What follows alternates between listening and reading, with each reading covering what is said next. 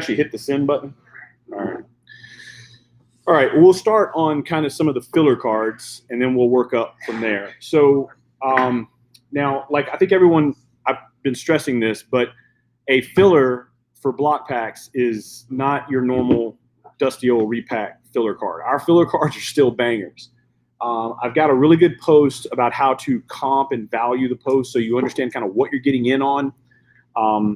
We had to estimate the value of all the prizes for this for our bonding, and the prizes are the cards and the anticipated buyouts. We don't know for sure what the cash in lieu buyouts are going to be until we get through this and see how people take offers or don't take offers. So we had to come up with our best estimate, and we think we're looking at about 600,000 plus of prizes for this first drop. So cards plus cash that'll go out the door. And we are selling about $500,000 worth of packs. So we're expecting to be underwater here. And that's fine because I want to get everybody in. I want you to have a great experience. And then we will look to try to balance that out because our goal is to get cards through the packs onto the blockchain tokenized as 100% ownership cards that you can then freely trade to anyone in the world. And I want to convince you all that when you win a card, leave it on the blockchain because there's a lot of great advantages to that. And I know that some people aren't going to do it. And that's cool. If you've hit a card and it's your PC holy grail and you want it, sure, just let us know and we'll get it to you. But if it's a card that you're looking at and you think it's something that you want to kind of have more as an investment, then maybe something to just hold and look at. I think there's a tremendous amount of benefits to leaving it on the blockchain, and I hope that I'll be able to educate you on that, and you're going to want to do that. So that's the goal here. So we're really trying to make sure that in these pack outs that we're bringing really good value to you, and I think we've done that with the first drop. So I was going to go in first, and I was going to talk about kind of some of the lower end filler cards. So let's start right here. Here is a Pop 3 Michael Jordan game used upper deck patch from Master Collection, right? This card is Pop 7. There's actually, I'm sorry, it's Pop 3. Pop 3. There are 7 that are higher. So super rare, game used. Jordan.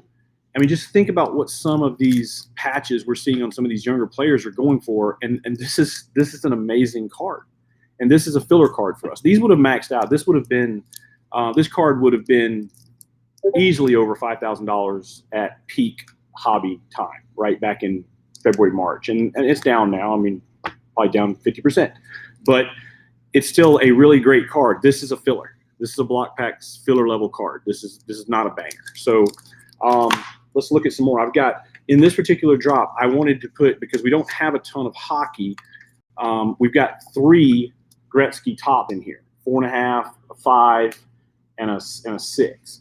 And so with these, you know, we're looking at pops. You know, the pop report on these, the 4.5 pop 55, the 5 is pop 900. And then the 6 is pop 1400, but these are all still great cards. You know, these are, you know, again, peak hobby. These would have been up probably around, the lowest one of these would have probably been $4 grand. And so these are filler cards. So 3 Gretzky's are in here. Kind of just staying with hockey. We do have a McJesus here. Now this one, a little higher pop, more modern card, but it's a gem. The Connor McDavid card, his Young Guns rookie. And so this is a great card, true gem on that one. That's something that I would classify as a filler card. Here's a card. This is embarrassing to call this a filler card. So take a look at this. This is a 1994 signature rookie, Derek Jeter. Where's the camera? Why is it? There we go. I gotta go to the other side. All right. 1994 signature rookie, Derek Jeter. Still got that big swoopy signature that Jeter uses. And so for those of you that are Jeter nuts, you know, Jeter called up in 95. Him and Rivera both sent down together. This is actually a minor league card. So this is one of the early autographs of Jeter. I actually sold a Little Sun auto PSA 10 this spring. Had that same loopy auto. That was a PSA 10. That was a card that I had had for a long time, and it just got too valuable for me to really justify keeping holding it. But this is a great card. This is a great PC card, and this is a filler. This is a block packs filler card. Couple more here. We got a Luka So this is a Luka. This is Luka's the blue velocity insert. There's only 400 of these pop roughly, and you got about 160 of them that are graded higher. This Luka blue velocity insert, another great filler card. This is one that I love. I love this card. Jersey match, and you're not going to be able to appreciate this, I don't think, on here if you haven't seen one of these. I mean, this is a hard card to find because it's only pop 10.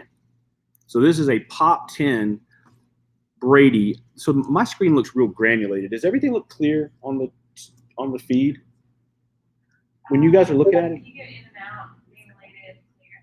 That's not good. All right, that sucks. Because when I look at my screen, I'm seeing a lot of granulation, so I can't tell for sure. But a lot of glare. All right, I'll try to knock that down. What the heck? I'm talking too fast? That's what they said? All right, I'll try to slow it down. So this Finest, this is a jersey match. It's got, I mean, I love the way this card looks. Try finding one of these at your next card show. It's pop 10, PSA 10, pop 10. This is a great card. This is a filler. I'm not even sure what this card is worth right now. I mean, it's a couple grand. I mean, that's a great filler card. I don't think anybody would object to owning that. So 2012 Prism, first year Prism, Steph Curry. This is before the high production. This is a base card. His pop in this base card is under 500 PSA 10. Luka is what, 17,000? What's something crazy? It's a crazy number. Yeah. So this card's pop 500. So people that have kind of jumped in on a lot of that modern stuff, yeah, they've been hurt by doing that. But this is not the same. So this is a pop foreign card. That's a filler. That's another filler. We're almost out of fillers here. So I'm just kind of going through some of these fillers first. This is kind of a hard card to call a filler, but it is. If any of y'all are into Pokemon, this is the 1999 Blastoise. This is the number 2 card in the set. His stuff is behind the Charizard lizard. This is a PSA 8. It's a great card. This is a filler. These have, I don't know exact values on these, but this is again a filler card. another awesome filler card. Kaboom Tatis. This is a PSA 9. There's 24 of these, I think, in 10, 30 of them in 9. So this is an awesome card. If you like the Kaboom series, again, that's a filler card. And then we've got 2 more here, and then we'll kind of be mostly out of filler land here. So this is the Tua, Panini Optic Tua. This card we are. Oh wow, I didn't realize that. This is pop 2, still a new card, but only 1 higher. So that's the Tua autograph. And then we've got yeah. I'm not actually familiar with some of this newer Pokemon stuff. So I honestly have no idea what this is worth. I know it's not like a gigantic card, but that is a pop 300 BGS 10. And that's out of Evolutions. That's a Mega Charizard. So that's a filler card. So that's kind of runs the gamut on some of the filler cards. So I got a stack there, 1, 2, 3, 4, 5, 6, 7, 8, 9, 10, 11, 12. So about 13 cards there that I would call kind of filler. So now let's talk about some of the other stuff. We start getting kind of moving up the ladder a little bit here. So this is kind of what we talk about in a mid-grade card with block packs. So this is where we go when we start talking mid-grade. This is obviously Mahomes. This is the Prism. He doesn't have, he only has the silvers. There's no base below this. The pop on this is still under 1,000. These cards last year before the Super Bowl, I want to say these things peaked up. I think they sniffed like $16,000 last year right before the Super Bowl. They're probably down, I don't know, they're probably in that 9 to 11 range right now ish. So this is like a mid-grade card, and obviously we're poised for football and getting ready for season to kick off. So that's kind of a good mid-grade card. Here's one that this is a pop 1 Herbert. So this Justin Herbert, this patch is really nice. I actually got this card graded myself. I sent this card in, rushed it to BGS to get it graded just to put in this set. Check out that patch.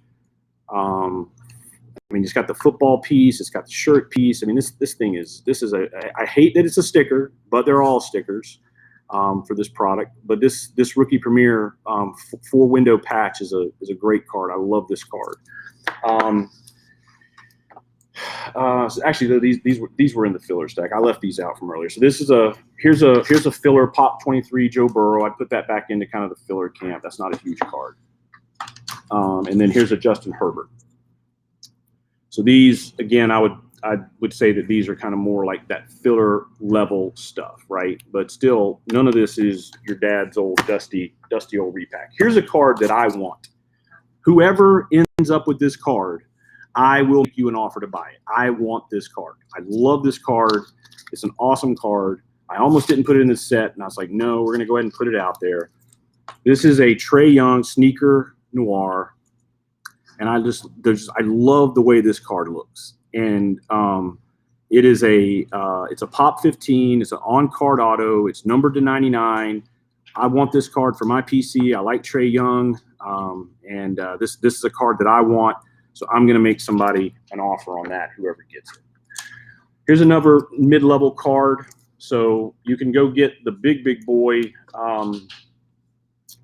Fleer PMG Jordan, and this one is out of the 2013 retro set. It's a Pop 51. He's got his North Carolina jersey on. Again, this is a card that I think most anyone would love to have in their collection. If you're a Michael Jordan fan, I love this card. And we also have in here, the Pop 6. We have a Pop 6 in PSA of Giannis. And so Giannis, this is actually a rookie year card for Giannis. And for Jordan, obviously not, retro 2013. But this Giannis, this would be a rookie year for him. He's in his international Greek Freak uniform. So I think this is a really cool card. This is one that I really like and a good kind of what I would classify as a mid-grade type card for what we're doing. Here's another mid-grader. Got to have one of these in. PSA 8 Jordan. We all know that the Jordans are, the PSA 10s peaked at 700,000 plus, kind of went down to more like they're in the low 200s now. These followed a similar trajectory, not quite as much, but this is still obviously a great card. This is a really nice one. It's 4 and 8. It is well centered. It's got sharp corners. I mean, this is a really good looking card. When I look at this and I try to say, why is it an 8? It is the centering, I think, that probably dinged it the most because it's off left, right, and top, bottom. But it's really sharp on the corners. None of the corners on this are showing any real visible white. There's a little bit in the top left edge, but this is a really nice, in my opinion, a nice 8. If you get an 8 and it's dead centered, it's going to show a lot of white on the corners. And if you get an 8 that is clean corners, it's going to be OC a little bit. So you pick your poison. But I think this is a really clean, really nice looking 8. Kelly, any comments or anything, questions that I might need to answer? I mean, I can slow down. Can you explain the process? I will definitely explain the process, but I tell you what, let me run through the cards and then we'll come back and I will definitely take you through the process so you can hear it firsthand. Here's another big boy card. Topps Chrome, LeBron, PSA 10. I mean, that card kind of speaks for itself. I don't really think I need to say a whole lot about it. Everybody knows, again, a lot of these big cards, the market had a huge run-up in February, March, and things are down a little bit. This card, one of those cards that had that massive run-up. But this is a card, actually, that I would be very interested in buying right now at its current prices. I think this card is a buy at its current prices. But that's the Topps Chrome LeBron. We lost Hank this year. Here's a PSA 6 Hank Aaron. The color on this card is absolutely beautiful. It's a little bit OC, as you can see. But these vintage cards, I don't know, there's just something about the way this card is made that visually, unless you're just absolutely a centering snob in vintage, which a lot of guys I know are. There are a lot of guys that just won't buy a vintage card unless it's centered. They'll take rough edges, they'll take rough corners. But this card, the color of this card, if you show this card to someone who is not a vintage maxi, they're gonna like this card because it just looks like it just came out of a pack. I mean, I have a Hank 8, and it's centered better, but it's not as nice as this card. And this is a 6. So this is a great Hank Aaron card. I'm a big Braves fan. Really, that was a big loss for us this year, losing Hank. So here's one that I think you guys will like. How about a game-worn Kobe? Game-worn patch Kobe. How about that? Anybody like Kobe out there? Pop on this card, we're looking at pop 5, 2 above it. So on card auto, game used patch, Kobe. I mean, what else could you ask for, right? That's a really nice mid to upper mid card here in the drop. Here's an 87 Fleer sticker Jordan. The pop on these really low. There's only 24 of these in PSA 10. There's 600 of them in PSA 9. So really nice Jordan card here to come behind that Jordan 8 we saw earlier. I've got another Jordan in here somewhere. Jordan. Actually, I already showed that Jordan patch. So how about a couple KDs? Anybody like KD? Let me show this one first. So here's his Bowman Chrome in PSA 10. The KD Bowman Chrome rookie PSA 10. So that's a great card. And then how about this one? The black one. This card right here, this is like the 89 Griffey rated rookie that has that black border. It's so hard to get these black cards to gem because they just show whiting so easily. So this is a great Kevin Durant card. I'm not 100% sure value-wise on this one. This is one that I would suspect peaked probably in the 15 range, 16, somewhere in there. So where it would be right now, maybe 10, 11, I'm not sure. But this is a really nice mid-grade kind of smacking. This is kind of like what you would get as far as like the middle of your break for block packs. This is the type of card you'd be expecting for what I would call a mid-level card. Here's a Holland or Erling Holland. This card here, we just saw the super of this card. This is the Sapphire edition. The super set the record for a soccer card ever sold off. I think it was like just under 500,000. This was a pop 458. This is the Topps Chrome Sapphire edition of Erling Holland. So he's real popular. I'm not a huge soccer fan, but I know who the heck this guy is. How about this one? It's an authentic. Doesn't have a grade on it, but it is an on-card authentic auto Pele on that Allen and Ginter card. Why is this thing? I don't know. I guess I'm trying to tilt these cards to get the glare off of them. I feel like, I'm off the screen almost a bit. Anyway, so a nice Pele there. It's a cool card. Here's a Josh Allen red prism. Josh Allen red prism. This is a upper mid-tier card. I mean, this is a big card. This is pop 8, so it's a big card. Kelly, any other questions other than just wanting to know how it works, which I'll kind of explain at the end? Yeah, they're into the cards. They're into the cards. Cool. Here's I had to have Charles in there. Had to have Sir Charles. I'm going to get a PSA 10 in later, but this is a 9. So this kind of gets us going with Sir Charles. Charles is one of my favorite dudes. I love Charles. We got the Griffey. This is the Griffey Tiffany. This is a big card for people that are into baseball, and so that this is the Ken Griffey. Everybody knows that the upper deck and the production level of that card. This is a much higher end, better card. That Topps Tiffany Griffey PSA 10. That's a big card. Anybody should love to have that one. Here's one that I think is a staple for every collection. Everybody needs a Sweetness. Man of the Year award is named after him. This is a pop 2,500 or so. It's got some pop, but it's also got a tremendous demand. He's Walter Payton. It's the Man of the Year award. So this is a great card. That one actually I would have pulled earlier in the filler pack. I got a little out of order here. So we got 2 Trouts. I'm a big Trout guy. I love Trout. We got one for you BGS guys and one for you PSA guys. So 2 Trouts in here. The Trout updates. Here's a cool card. if anybody's into Pokemon, this is a square half-cut Pikachu. This is a Pop 1. So this is out of the 2016 Evolutions. And if you notice, that card on this side it's square cut, hence the name. So it's got the normal Pokemon curved corners on the other sides, and then it's got the square cutting on that side. So that's I think it's called a half square cut, right? Isn't that what they call it on the label? Yeah, half square cut. So this is a pretty cool card. And this is a Pop 1 Pikachu. I mean, Pikachu's the mascot. I know Charizard gets all the love, but I mean, everybody knows who Pikachu is. So that's a pretty cool card.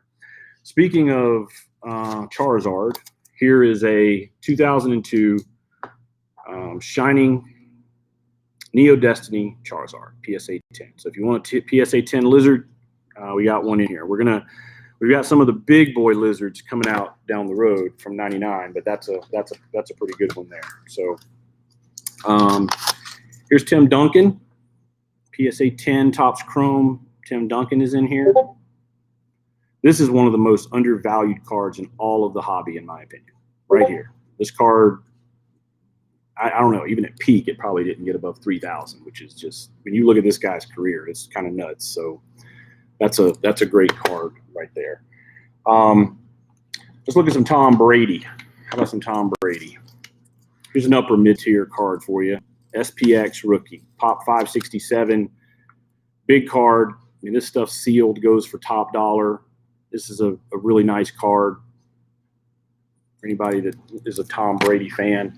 A couple more Bradys here. This one is his Bowman Chrome X-Fractor from 2009, and then chase that with the 2007 Topps Chrome X-Fractor. So we got some really nice Brady in here for you guys that are into Brady. Again, we will be publishing this full set list right after we're done with this. We'll be getting the full, everything published and get it up for you. So let's look. Before I get into some other cards, I want to show you these. These are not in the drop, but these are all three available at the Dallas launch party. So we're going to do a giveaway for these at the party, and Spud Webb will hand these out personally. If I was personally, I'd get him to sign the dadgum slab. That's what I would do if I won one of these. In fact, I may bring one of mine. I have some of these. I may bring one of mine and get him to sign the slab. But 3 PSA 10 Spud Webbs. These will be given out at the party in Dallas. All right, so let's look here. A few more Kobe's, and then we got some really big monsters. Here's a Jordan in his Wizards uniform, Pop 104. This is his 2001, 2002. This is a refractor, Topps Chrome refractor, Michael Jordan. Really hard card to get in a gym. Production level on this card would have been up, but still a tough grade. There's only a pop on that's only 104. And then we've got the row 2 Kobe that everyone loves. Row 2 and then row 0. You know, these peaked up well above $10,000, probably down now more like 6 or 7-ish, I had to guess. Still a great card. Really nice kind of mid-tier Kobe. Here's a couple of other Kobe's. I'll just kind of throw all 3 of these up at once. His Bowman Best, the Fleer Brilliance, which actually I'll pull this Fleer Brilliance. This Fleer Brilliance is an absolute, that's another one. It's a beautiful card. Beautiful card. I think this one's like a Pop 20. This is a great card. And then we've got, this is the 96 Bowman Best rookie right here. That's a great card. And then the Skybox Premium Kobe, another great card. PSA 10 rookies. So those are some PSA 10 Kobe rookies. Now, check this card out. I love this card. Mahomes Nike patch rookie. It's numbered to 5. It's the actual Nike check off his pants. I mean, this card, that's a freaking cool card. Now, I don't know if you may not love Nike, you may not be a Nike guy, but I mean, that just looks really freaking cool. I think that's a great card. I love this Mahomes. That's a good card. Here's one that I actually had to have a little bit of a scuff with the lawyers to get in the set. I flashed this one a bit. I bought this card for $45,000 cash money at the Houston TriStar show. when they went in and did the independent valuation on this stuff and they were doing the work, they came back with a number that was much higher. And we have a rule in Texas, we can't offer prizes that are above $50,000. And so my position is, look, I just bought this thing in the state of Texas, and I bought it for $45,000. So it's worth $45,000. So that was a cash deal, in person, literal cash in hand. That's how I came to get this card. It is the Crown Royale, 1 of 1, rookie silhouette. Look at that patch. Just that patch is just disgusting. So this is an amazing card. The value on this, it's under $50,000 as far as everybody's concerned, because that's the limit that we can do in the state of Texas for any one prize. But I can just tell you this: if this was in my collection, I would not sell it for that. That wouldn't be my number. But this is a great card, and this is a banger. So if you're into modern basketball, this is an absolutely amazing card. And then here's another banger. This is Mahomes Gold out of Optic on-card auto. So SSP here. Only one is graded above this. So this is absolutely a banger. If some of you that have been around from the very beginning, when we first started talking about block packs, we have a 99 NT Mahomes. I unfortunately paid $100,000 for that card, and I couldn't justify it. I couldn't get it in the drop. So we had to bob and weave a little bit, and we got this one in to stay under that threshold for Texas. We're going to be trying to have the lawyers maybe talk to them, the regulators there, and see if they will understand that we can really give these away and there's no risk, and people are going to get these cards, and maybe we'll be able to get that NT in a little bit later. But this is the big boy Mahomes that replaced the NT for now. Hopefully you'll see the NT sometime soon, but I don't think anybody's going to be bent out of shape if this is the card that they end up with. So now we'll post the set list. It'll be posted online. We'll send a link out to it. We'll throw this video up with it. So let me talk a little bit about the pre-sale tonight real quick, and then let me talk about, so you can at least hear it, how the actual dynamic will work for the how the RAS tokens will work coming out of the pack. So the pre-sale tonight, 9 p.m. It is we're going to take credit cards tonight. I'm not putting a limit on the number of packs you can get. It's a fairly small group that we're promoting it to. It's the Discord, which is about 650 people. It's our text list, which is a couple thousand people. And it's the text list of repeat people who have been coming to the Dallas show. So relatively small.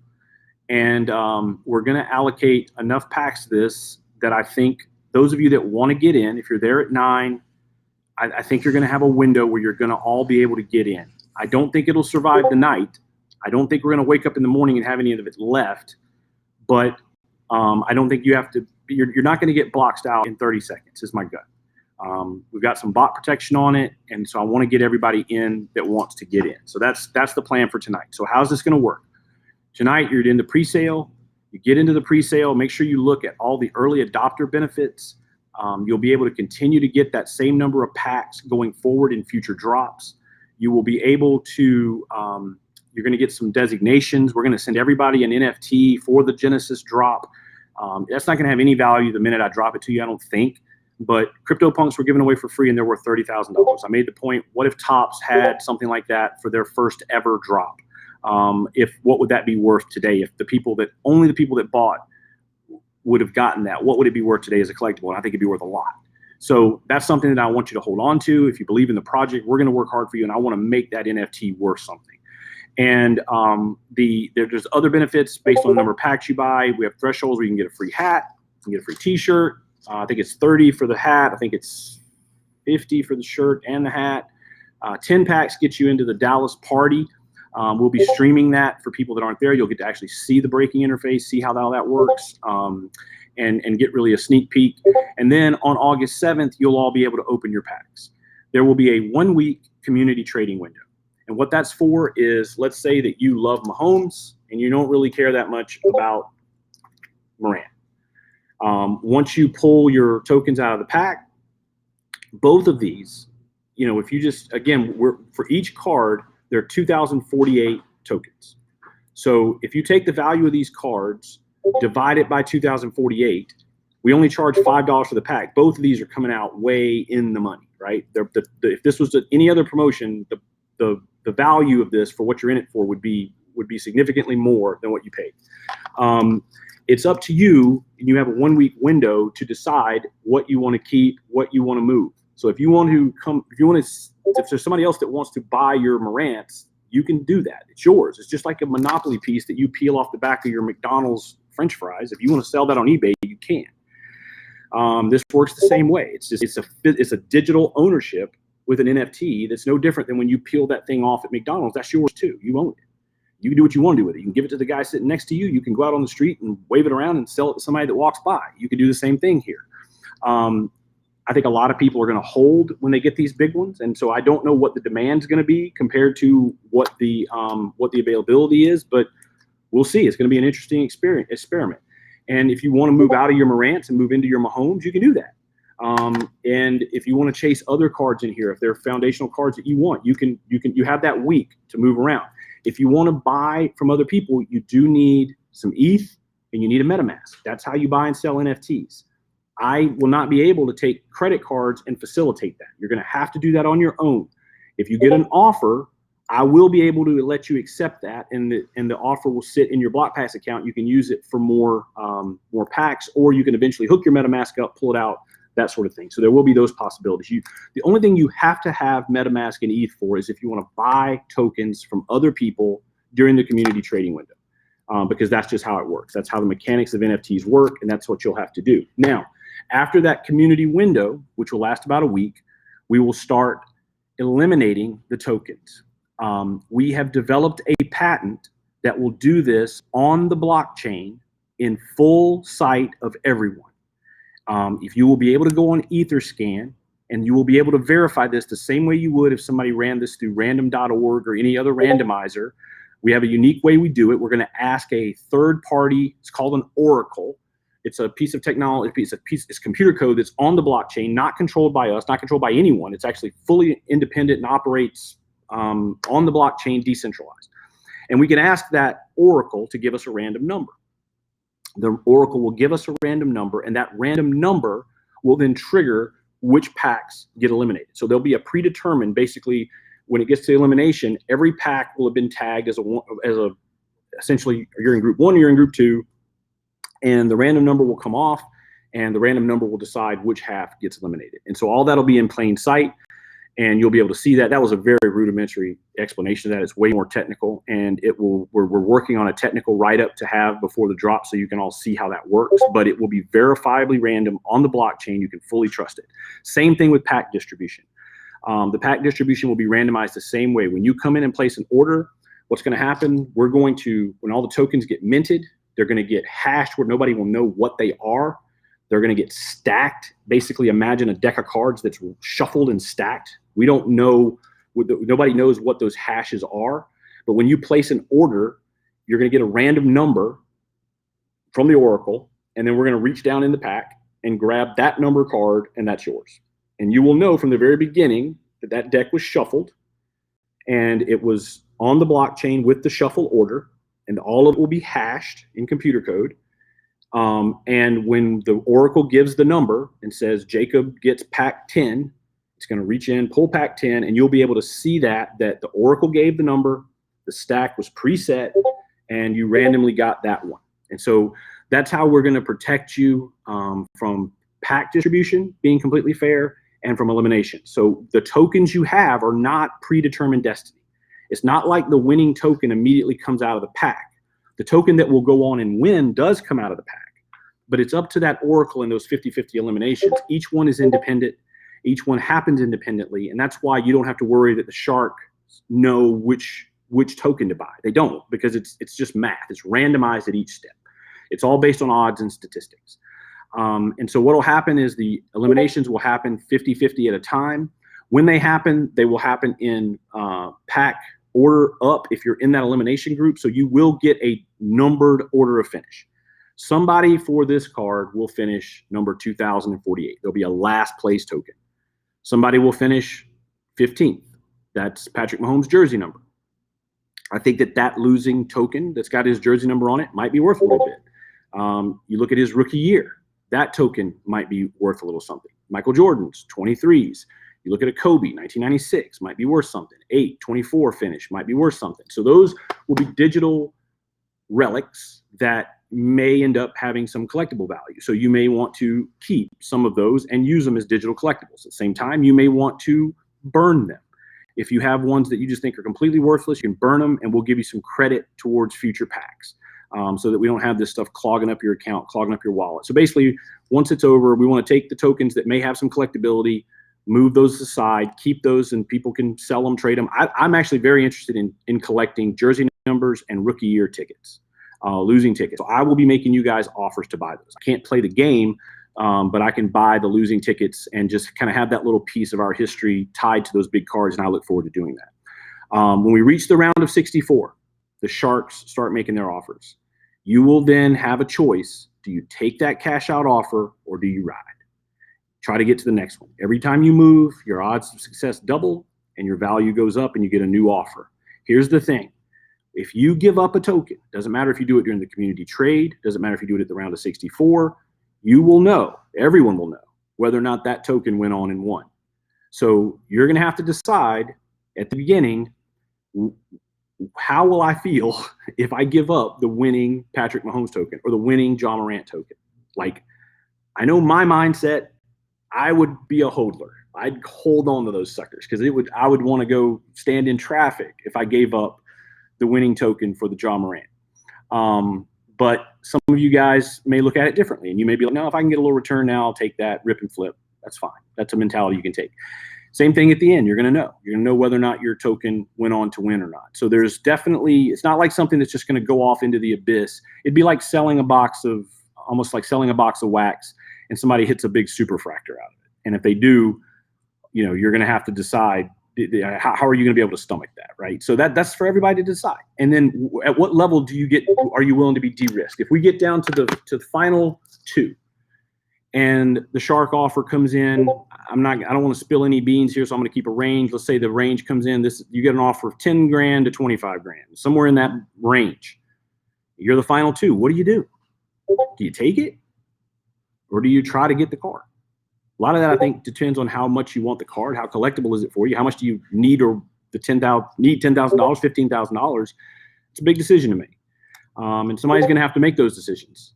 And we're going to be streaming it live, and it's going to be really freaking fun, and I can't wait. So again, remind everybody about the value proposition. We showed you the cards. We're going to post a set list. Everybody can go and they can kind of assign their values, what they think those are worth. That's not the full equation. We could literally give away every single one of these cards and give away $500,000 worth of cash out offers. I mean, we're taking a big risk here on drop one, and I don't know what we're going to end up coming out of pocket for. We had to estimate it for the lawyers because it had to go in the rules and it had to be bonded. We've estimated it at $600,000. We're selling $500,000 worth of packs. I could be off. We could be out $800,000. It's so much of it is up to you and the decisions that you make. So in any other contest that you've probably ever seen, nobody is going to de-risk you and still give away the prize. I mean, we get down to that final. If me and Jacob are the last two standing and Jacob takes the cash out offer and I don't, and I win, I get the card and Jacob gets his $20,000. So you have to consider all that when you look at the value proposition here. I believe this is just my estimate, and nothing I'm saying here is investment advice. Nothing with block packs is an investment. This is collecting. It's a game. It's a sweepstakes. It's not investing. Okay, so this is not investment advice. My gut says that we will see somewhere in the neighborhood of $1 million plus in offers made for these RAS tokens. Over $1 million. We're selling the packs combined for $500,000. And I think we will see over $1 million in offers between the community period, Shark period. Not every offer will be accepted, but there's going to be a lot of crazy offers out there that we're going to all get to watch and see how people respond to. So that's why I think once this thing gets in the wild and people see it, this thing is going to be blocked out. It's going to be sold out. And I don't think people that aren't in the Genesis drop, I don't believe there's going to be a lot of opportunity for them to get in drop 2, drop 3, drop 4. Those of you that are in, I want to continue to reward you with it, and I want you to stay in. So originally I was just going to make it where if you get into drop 1, you have to stay in all the drops. And I thought, no, that's not really community friendly. Then I said, you can miss 1, you might go on vacation. So you had to be in every one. And then I was talking to my partners and they were like, no, that still sounds a little tough. Let's just do it once a month. All right, so fine. You just have to play once a month. So if you come into drop 1 and you buy 100 packs, to keep being offered those 100 for every drop, you got to get in at least 1 drop a month for the same number. If you want to cut it, you can, but that becomes your new number. There will be a window before every drop where my Genesis drop people can get in. And then it goes to everybody else. So the way everybody else can get in is if Genesis drop people don't buy for that particular drop, or somebody falls out of that, they don't do it in a month, and then that becomes something that would then be in the wild for every drop going forward. So those are some of the things we've done to protect everybody. Kelly, any other major questions or anything? I'll jump into Discord and answer some stuff, but I can answer some stuff here verbally too. Soda, I'm a little thirsty. Talking about having some MMA cards, and we're open to really any cards. Yeah, no, for sure. We will definitely. I do have in there that anybody who does 100 packs, and I know that's a lot, and I know for a lot of people that may be outside of your budget, and I get that. That's cool. But I'll be listening to everybody in the Discord. I don't care if you're buying 1 pack. You're important to me, and your opinion is important to me. So I'll listen to everybody. But the people that do 100, I'm going to make like a private text list, and I'm going to literally be pinging you just like I do my card buddies. Every card I'm looking at, we're going to talk about them, and you guys will be able to help guide the future drops and what we get put in here. Because, again, my goal here, go back to the very beginning. My goal is to price this where we can get cards to block tokens. And if I can make this experience great for all of you, and I'm just not losing my shirt, I want to make my living on building $1 billion collectible vault and being the one that brings the hobby to the blockchain. That's what I want to do. I want to make it where we don't have to carry around bags of cash to do deals. I want to make it where we can sell across borders. And if I have this John Morant card, I can sell this to someone in Australia in 2 seconds with 0 risk and instant liquidity. That's what I want. That's the nirvana that I want to get the hobby to. And if I just said that that's the business model I was going to come up with, nobody would have done it. I'd have put my own cards on the blockchain. Nobody else would have adopted it. And I would have been alone in a fishbowl. So we had to come up with a unique way to get the cards on the blockchain. So I said, let's buy the cards. Let's make a repack product. That's what we were originally going to do. And then I was like, I just hate repack. I hate repack because inherently I have to buy the cards for more than I sell them for. I'm selling a crap product. I don't want to do that. Maybe that's a few people might get a hit, but overall you're going to lose. And I didn't want to build that product. So we just stayed at it, came up with this model, we worked with the lawyers to figure out how to make it work. And we came back to the whole RAS token model. And I think I love it. I love this model. And I think you're going to have so much fun with the gamification.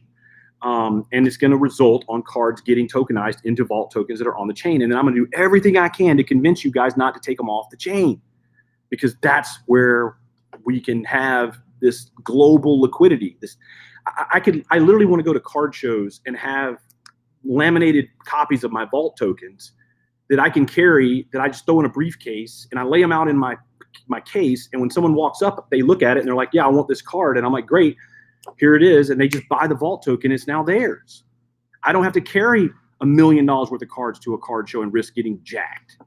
Somebody doesn't have to carry bags and bags of cash. I mean, there's so many amazing things that the blockchain can enable. And that's where I want to get us. And the PAX model is just a fun way to get there. Any other questions popping off? So how many tickets will be available tonight for purchase? I haven't set the exact number yet. I have 50,000 packs available. I want to save a few for the actual release day. I don't want to have the release day there literally be 0 inventory. I want to be able to kind of have that mad rush on the 7th. I'm thinking I'm going to hold back about 5,000 packs. I think I'm going to hold back about 5,000 to take with me to Dallas. There's some old timers, guys that I know personally. They're not in the Discord. They're not tracking this yet. They're going to see it in real life, and these are buddies of mine. So I do want to hold a little bit back for them. I'm not trying to home cook this thing, but I want people that have that have been my friends that have been with me, I want them to be able to buy if they want to. So I'm going to hold back a little bit, but I'm going to throw the vast majority of this stuff up available tonight. So you're probably looking tonight somewhere in the 40,000 pack range. And we've had a few people ask, is it $5 flat or is it $5 plus tax? It's $5 flat. We're going to eat the tax. And what was that other one? Eat meaning we'll pay it out of our $5. I didn't want to charge tax on top of it. Can they use PayPal? We use Stripe as our credit card processor, so no, it actually doesn't have a PayPal integration, so you'll actually have to pull your credit card or your debit card out. Anything Visa, MasterCard, Amex, it'll take it. And what is the actual NFT on? So the technical aspect, the NFT is an ER721 token. We are minting it on the Polygon Ethereum Layer 2. So it is on, also known as Matic. It is fully Ethereum compliant, and you can move the token freely from Ethereum main chain to Matic. The reason it's on Matic is because Matic is a lot faster. Even on Matic, it takes 1 second per transaction. We are minting, and there's 3,000 seconds in a day, 3,600. So if you're going to mint 50,000 packs, you're talking 15 days, right? So we can run multiple connections. We can beef that up. But that's just, if you were just going to run one per transaction, that's what it would take. On Ethereum, it's like 10 times slower, and it's like 10 times more expensive. So that's why we're using a layer 2 chain. However, if you want to move your token to main chain, you can. There's no reason to, because OpenSea takes Matic. You can move freely back and forth because all the tech is the same, and you can move freely back and forth between Matic and the main chain.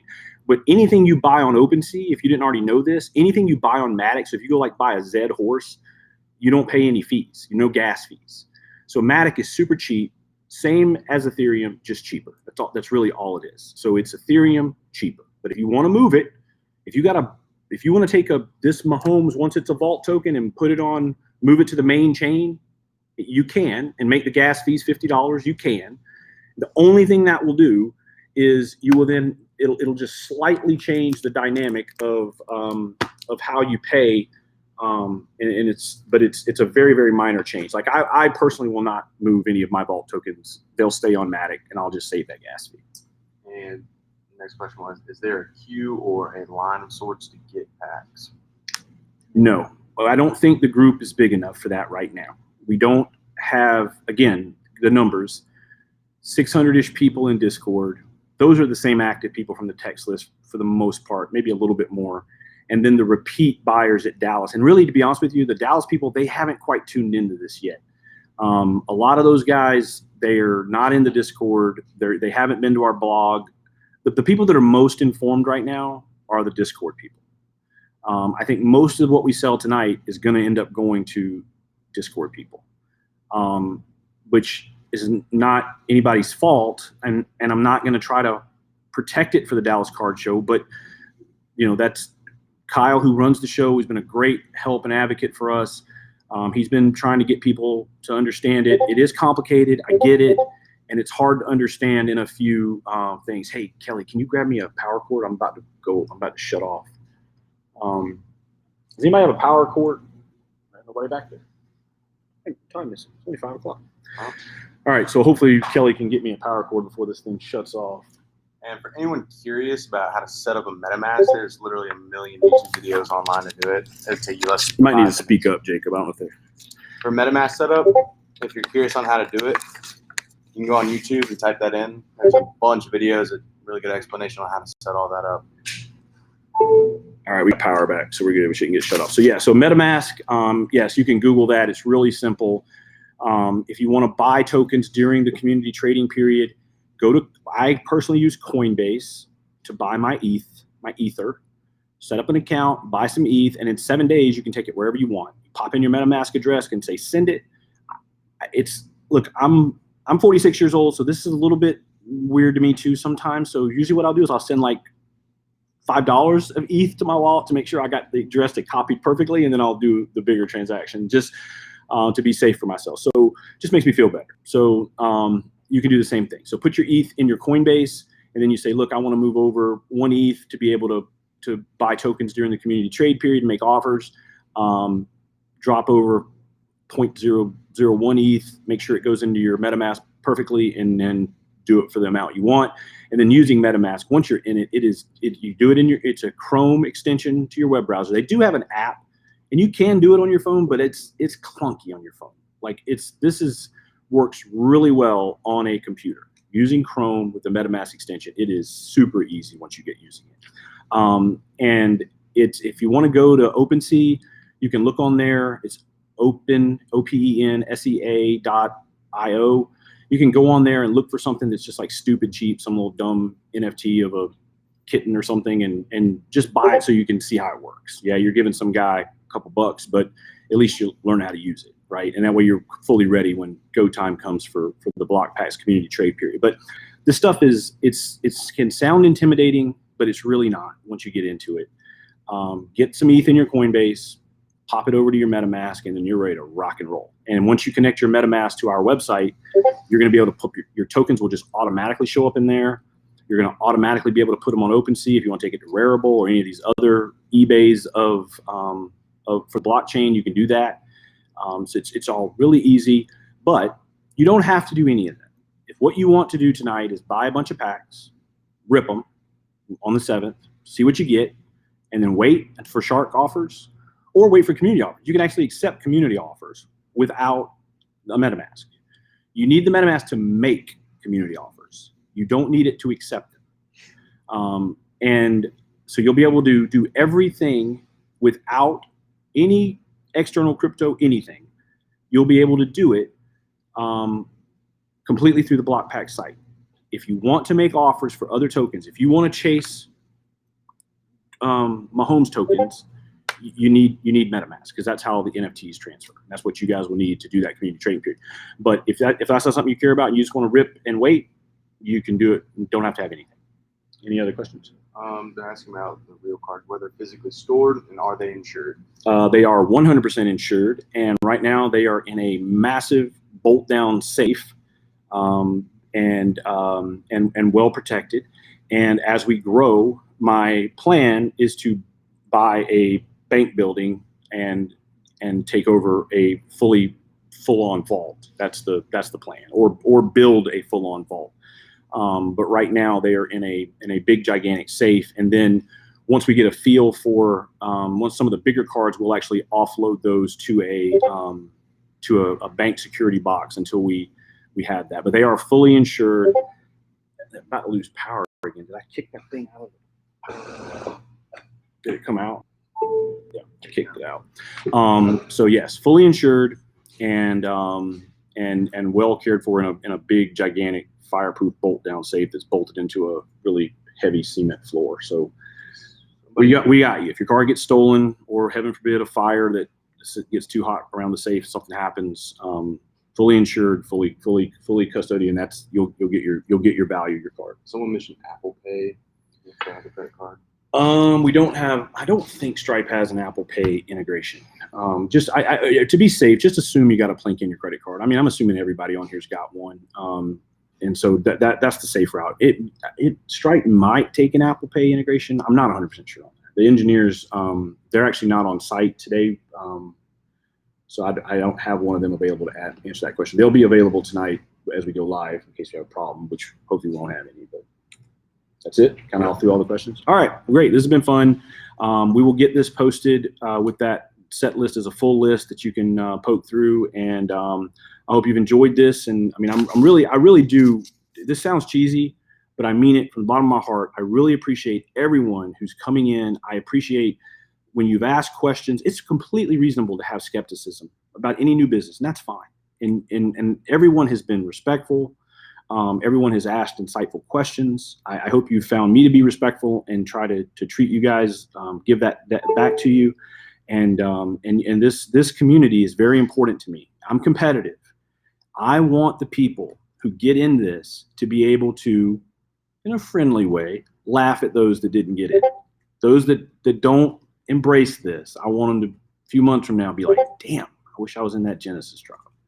And I'm going to make that my business, to make you guys look like geniuses for getting in on the Genesis drop. So I encourage everyone to get into a number you're comfortable with. You can always go down in future drops, but you can't go up. So think about that. Make a strategic play on what you want to spend. I don't want anybody to get out over their skis and spend more than you can afford. But just kind of make a calculated decision in where you want to be in future drops. If you buy X number of packs and you decide, next drop, maybe you want to get the free t-shirt, or maybe you want to get into the group to help pick cards. And then maybe you decide, well, that's just too much. I can't keep stomaching that. You can always come down. And I'll say this, anybody who gets in tonight and does the 100 packs, I'm not going to kick you out of that group as long as you stay in. If you say, I just can't stomach 100 packs every time, Jeff, I'm going to keep you in that group. And you'll kind of keep having that ability. But just, I want to reward you. I do. Just believe in the project. Tell your friends about the project. If I suck at something, tell me I suck. If the team sucks, tell them they suck. Just do it in a nice, respectful way, and we'll try to fix it. We want to create a great product for you. I think it came out again. I think we're going to lose the computer. It keeps, it must have a short in it. But anyway, I know that sounds kind of cheesy, but I mean it from the bottom of my heart. And I look forward to meeting as many of you as I can at the Dallas Card Show. I've never done a break in my life, but I'm going to break this product myself because I don't think anyone in the world can bring the passion for it that I have, because I believe in it so much. So I'm going to do it, and I'm probably going to not be great at it, but we're going to have a DJ, and we're going to have booze, and we're going to have food, and we're going to have Spud Webb. Don't forget about the Spud Webb cards. None of these are mine. I'm going to bring my own. I'm getting Spud to sign my slab. So is that it? Yep. All right, great. So Kelly, all I'll do is hit the end button, I guess, right? All right, everyone. This is great. Take care, and good luck tonight at the pre-release.